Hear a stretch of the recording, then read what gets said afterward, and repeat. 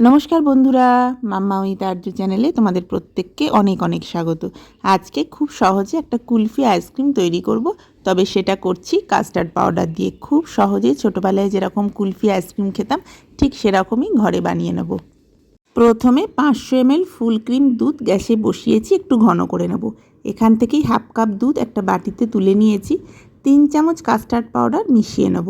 Custard powder আর দুধটা ভালোভাবে মিশিয়ে বাটিতে একটা মিশ্রণ তৈরি করে রাখলাম। আজকে যে কুলফিটা আমি বানাচ্ছি এটা কিন্তু খুব বেশি উপকরণ আমি ব্যবহার করছি না। স্বাদটা অনেকটা ছোটোবেলায় আমরা সেই ভ্যানে করে যেত যে কুলফি, ওই কুলফির মতো রাখার চেষ্টা করেছি। নামমাত্র উপকরণেই তাই বানাবো। দুধটা দেখো অনেকটা ঘন হয়ে গেছে, মাঝে মাঝে এভাবে হাতা দিয়ে নেড়ে দিতে হবে যাতে নিচেটা ধরে না যায়। দুধটা খানিকটা ঘন হয়ে এলে আমি এর মধ্যে চিনি দিয়ে দেবো। চিনিটা তোমরা মিষ্টি যেরকম পছন্দ করবে সেরকম দিও। আমি এখানে 1 চামচ চিনি দিলাম, খুব বেশি মিষ্টি আমি এখানে দিচ্ছি না। চিনি দেওয়ার পরে চিনি আর দুধ ভালোভাবে মিশিয়ে দিচ্ছি। দুধ আর চিনি ভালোভাবে মিশে যাওয়ার পরে কাস্টার্ড পাউডার, যেটা আমি আগে থেকে গুলে রেখেছিলাম, সেটাও দিয়ে দিলাম। কাস্টার্ড দেওয়ার সাথে সাথেই হাতা দিয়ে কিন্তু খুব ভালোভাবে নাড়তে থাকতে হবে যাতে এটা সমানভাবে মিশে যায়, কোথাও ডেলা পাকিয়ে না যায়। দুধ আর কাস্টার্ড পাউডারের মিশ্রণটা এভাবে মিশিয়ে নেব। 1 থেকে 1.5 মিনিট ঠিক ফোটাবো, এরপরেই গ্যাসের ফ্লেম বন্ধ করে দেবো। গ্যাস বন্ধ করার পরে 1 মুঠো কিশমিশ মিশিয়ে নিলাম। কিশমিশটা ভালোভাবে মিশিয়ে নেওয়ার পরে একটু ঠান্ডা হওয়ার পরে মিনিট 20 অপেক্ষা করব। ঠান্ডা হয়ে গেলে কাপে এইভাবে ঢেলে নেব।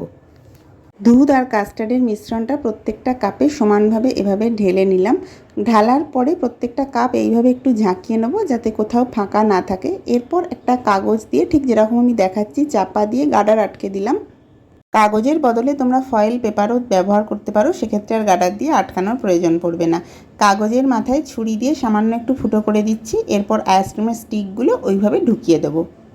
গরমের সময় ছোটোবেলায় স্কুলে এই সময় গরমের ছুটি পড়তো, আর গরমের দিনে দুপুরবেলা এরকম একটা কুলফি বা আইসক্রিম হাতে পেলে মনে হতো স্বর্গ পেয়ে গেছি।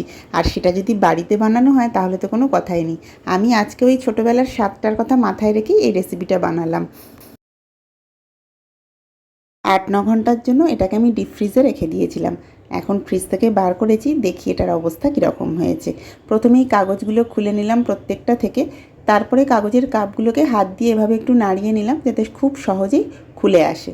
আশা করছি দেখেই বুঝতে পারছো এটা কতটা লোভনীয় হয়েছে। আর এটাতে কাস্টার্ড পাউডার দেওয়ার জন্য না, এটার মধ্যে মালাই বা কুলফির একটা টেস্ট খুব সহজেই চলে আসে। কত ঝটপট বানানো হয়ে গেল সেটাও দেখলে।